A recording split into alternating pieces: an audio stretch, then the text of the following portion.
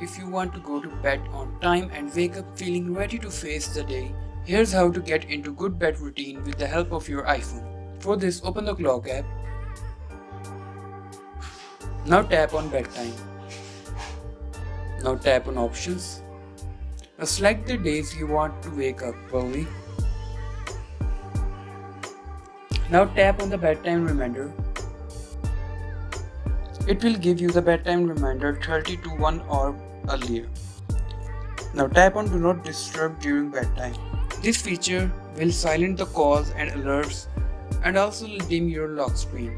Now if you want to change the sound, tap on Wake Up Sound and select the sound you want to change. Now you can also change the volume from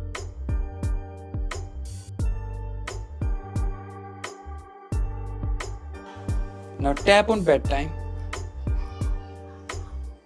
Now your bedtime reminder has activated.